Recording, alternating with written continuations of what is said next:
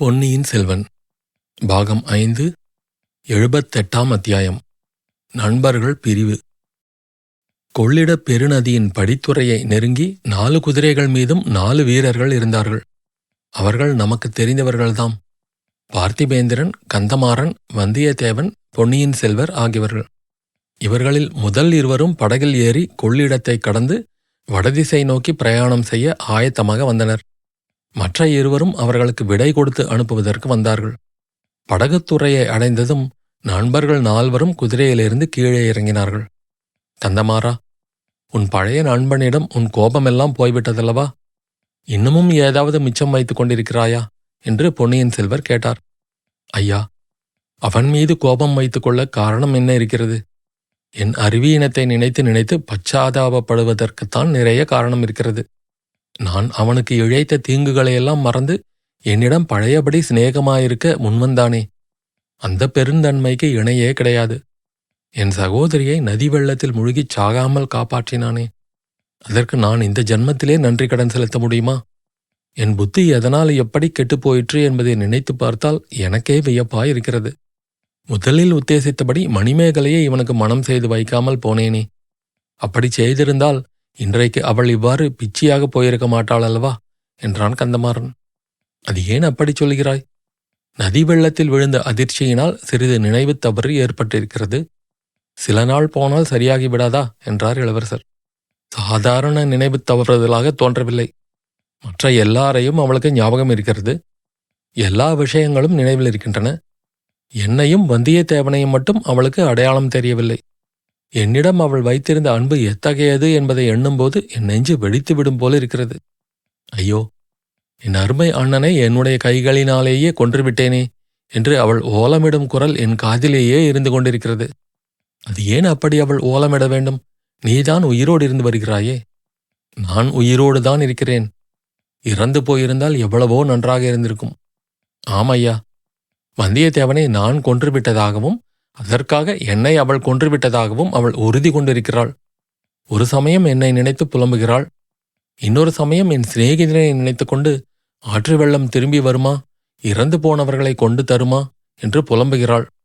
எவ்வளவுதான் சொன்னாலும் என்னை அவளுடைய அண்ணன் என்றும் ஒப்புக்கொள்வதில்லை. வந்தியத்தேவனையும் அடையாளம் தெரிந்து கொள்ள முடியவில்லை. நீ யார்? வல்லத்து இளவரசரை நீ பார்த்தது உண்டா என்று இவனிடமே கேட்கிறாள். அப்படியா என்று பொன்னியின் செல்வர் திரும்பி பார்த்தபோது வந்தியத்தேவன் கண்களில் கண்ணீர் ததும்புவதை கண்டார். அடடா, இப்போது வந்தியத்தேவர் வல்லத்து இளவரசர் அல்ல, வல்லத்து அரசராகவே ஆகிவிட்டார் என்று தெரிந்தால் அவளுக்கு எவ்வளவு மகிழ்ச்சி ஏற்படும். அதற்கு கொடுத்து வைக்காமல் போய்விட்டதே என்றான் பார்த்திபேந்திரன். இதை கேட்ட கந்தமாறன் முகத்தில் வியப்புக்குறியுடன் பொன்னியின் செல்வரை நோக்கினான். ஆமாப்பா, உன் நண்பனுக்கு வானகப்பாடி நாட்டை திரும்ப கொடுத்து வல்லத்து அரசனாக்கி விடுவதென்று சக்கரவர்த்தி தீர்மானித்திருக்கிறார். அம்மாதிரியே உனக்கும் வானகப்பாடிக்கு அருகில் வைதும்பராயர்கள் ஆண்ட பகுதியை தனி ராஜ்யமாக்கி அளிக்க எண்ணியிருக்கிறார். இனி நீங்கள் இருவரும் அக்கம் பக்கத்திலேயே இருந்து வாழ வேண்டியவர்கள். எப்பொழுதும் உங்கள் சிநேகத்துக்கு பங்கம் நேராதபடி நடந்து கொள்ள வேண்டும் என்றார் பொன்னியின் செல்வர். சக்கரவர்த்தியின் கருணைக்கு எல்லையே இல்லை போலிருக்கிறது. அப்படியானால் நான் மறுபடி கடம்பூருக்கே போக வேண்டியதில்லை அல்லவா என்று கந்தமாறன் சிறிது உற்சாகத்துடன் கேட்டான். வேண்டியதில்லை. அங்கே உங்களுடைய பழைய அரண்மனைதான் அநேகமாக எரிந்து போய்விட்டதே. மறுபடியும் அவ்விடத்துக்கு நீங்கள் போனால் பழைய ஞாபகங்கள் வந்து கொண்டே இருக்கும். பாலாற்றின் தென்கரையிலே புதிய அரண்மனை கட்டிக்கொள்ளுங்கள். உன் சகோதரிக்கு உடம்பு சௌகரியமானதும் அங்கே வந்து அவளும் இருக்கலாம். கோமகனே, இனி மணிமேகலை எங்களுடன் வந்து இருப்பாள் என்று நான் கருதவில்லை. தங்கள் பாட்டியார் செம்பியன் மாதேவியார் அவளை தம்முடன் தல யாத்திரைக்கு அழைத்துப் போவதாக சொல்லியிருக்கிறார். மணிமேகலைக்கும் பெரிய பிராட்டியை ரொம்பவும் பிடித்து போயிருக்கிறது. இன்றைக்கு கூட பெரிய பிராட்டி திருவையாற்றுக்கு என் சகோதரியை அழைத்து போயிருக்கிறார். ஆமாம், பெரிய கோஷ்டியாகத்தான் போயிருக்கிறார்கள். புதுமணம் புரிந்து கொண்ட என் சித்தப்பாவும் சிற்றன்னையும் கூட போயிருக்கிறார்கள். இந்த வேடிக்கையை கேளுங்கள். சமுத்திரகுமாரியை இனிமேல் என் சிற்றன்னையாக நான் கருதி வர வேண்டும். சோழர் குலத்தில் இவ்வளவு அடக்கமாக ஒரு திருமணம் இதுவரையில் நடந்ததே கிடையாது. மதுராந்தகருக்கும் பூங்குழலிக்கும் நடந்த திருமணத்தைப் போல் என்றான் பார்த்திபேந்திரன். என்னுடைய மகுடாபிஷேகம் கூட அவ்வளவு அடக்கமாகத்தானே நடக்கப் போகிறது என்றார் அருள்மொழி. அது ஒரு நாளும் நடவாத காரியம் என்றான் வந்தியத்தேவன். பொன்னியின் செல்வர் திடுக்கிட்டது போல் நடிப்புடன், எது நடவாது என்று கூறுகிறாய்? என்னுடைய பட்டாபிஷேகமா என்றார். வந்தியத்தேவன் சிறிது வெட்கத்துடன், இல்லை ஐயா, அடக்கமாக நடப்பது இயலாத காரியம் என்றேன்.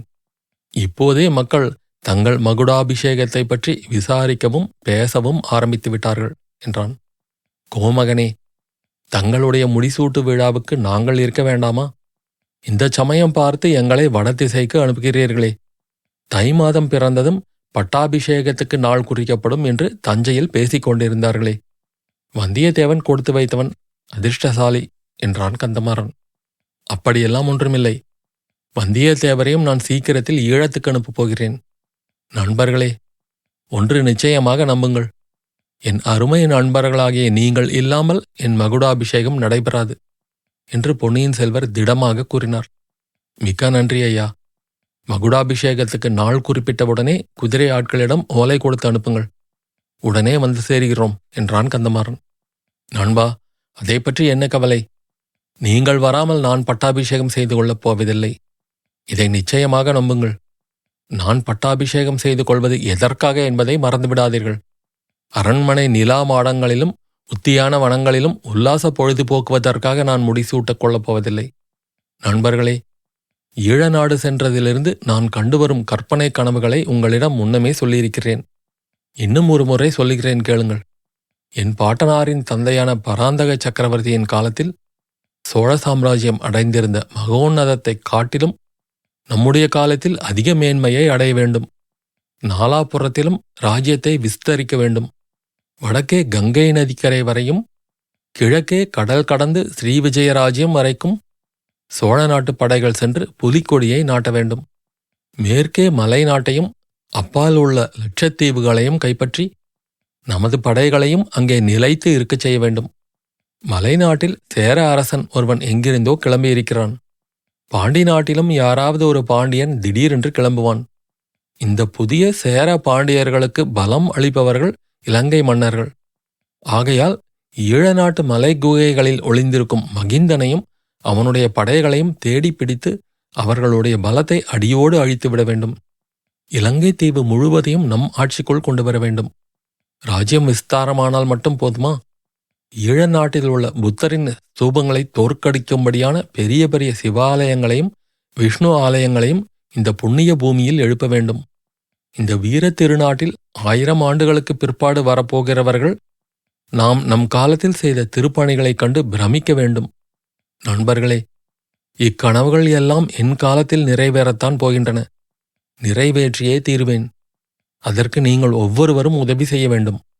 பார்த்திபேந்திரரே, சோழ நாட்டிலேயே மிக உயர்ந்த சைன்ய பதவியை என் தமையனார் கரிகாலர் வகித்து வந்த வடதிசை மாதண்ட நாயகர் பதவியை தங்களுக்கு அளித்திருக்கிறேன். அந்த பொறுப்பை நீர் சரிவர நிறைவேற்ற வேண்டும். என் தமையனாரின் அகால மரணம் நம் பகைவர்களிடையே பலவித ஆசைகளை மூட்டிவிட்டிருக்கும். வேங்கிய அரசனும் ராஷ்டிரகூட மன்னனும் சோழ நாட்டில் உள்குழப்பங்கள் நேரிடும் என்றும் சிற்றரசர்களுக்குள்ளே போர் மூளும் என்றும் எதிர்பார்த்து கொண்டிருப்பார்கள். ஆகையால் வடபெண்ணை கரையில் நம் வீரர்கள் இரும்பு அரணை போல் நின்று காவல் புரிய வேண்டும். பல்லவர் குலத் தோன்றிலே, வடபெண்ணை கரையில் வேண்டிய ஏற்பாடுகள் செய்துவிட்டு கந்தமாறனை அங்கே தளபதியாக நிறுத்தி வைத்துவிட்டு தாங்கள் உடனே காஞ்சிக்கு திரும்புங்கள். அங்கே என் வீரச் சகோதரர் எடுப்பித்த பொன் மாளிகையை சக்கரவர்த்தி வந்து தங்குவதற்கு உகந்ததாக செய்து வையுங்கள். என்னுடைய தலையில் கிரீடத்தை வைத்த உடனே சக்கரவர்த்தி காஞ்சிக்கு பிரயாணமாவதற்கு விரும்புகிறார். இதை கேட்டு கந்தமாறன் கண்களில் நீர் ததும்ப, கோமகனே, போர்க்களத்தில் நான் எனது போர் திறமையை இன்னும் நிரூபித்து காட்டவில்லையே. எல்லை காவல் படைக்கு என்னை தளபதியாக நியமிக்கிறீர்களே, நான் தகுதியுள்ளவனா என்று நாத்தழுதழுக்க கேட்டான். நண்பா, எல்லாம் வல்ல இறைவன் எனக்கு சில சக்திகளை அளித்திருக்கிறார். யார் யார் எந்த பணிக்கு தகுதியுள்ளவர் என்பதை எளிதில் கண்டுபிடிக்கும் சக்தியையும் அளித்திருக்கிறார். உன்னை வடக்கு எல்லை படைக்கு தளபதியாக நியமித்திருப்பது போல் உன் நண்பர் வல்லத்தரசரை ஈழப்படைக்கு தளபதியாக நியமித்திருக்கிறேன். 2 பேரும் உங்கள் கடமைகளை நன்கு நிறைவேற்றுவீர்கள் என்ற நம்பிக்கை எனக்கு இருக்கிறது என்றார் பொன்னியின் செல்வர். இன்னும் சில காலத்துக்கு இவர்களில் ஒருவரை வடக்கு எல்லையிலும் இன்னொருவரை தெற்கு எல்லையிலும் வைத்திருப்பது நல்ல யோசனைதான். எங்கேயாவது சேர்ந்திருந்தால், தாங்களும் அங்கே இல்லாமல் இருந்தால், பழைய ஞாபகம் வந்து இருவரும் மோதிக்கொண்டாலும் மோதிக்கொள்வார்கள் என்றான் பார்த்திபேந்திரன். ஐயா, இனி அம்மாதிரி ஒரு நாளும் நேரவே நேராது என்று கந்தமாறன் சொல்லிக்கொண்டே வந்தியத்தேவன் அருகில் சென்றான். நண்பா, என்னுடைய தவறுகளையெல்லாம் மன்னித்து விட்டாயல்லவா என்று கேட்டான். வந்தியத்தேவன் அதற்கு வாயினால் மறுமொழி கூறாமல் இரு கரங்களையும் நீட்டி கந்தமாறனை மார்புற கட்டித் தழுவிக்கொண்டான். நண்பர்கள் இருவரும் சிறிது நேரம் மௌனமாக கண்ணீர் உகுத்தார்கள். பின்னர் பார்த்திபேந்திரனும் கந்தமாறனும் சென்று ஆயத்தமாக இருந்த படகில் ஏறிக்கொண்டார்கள்.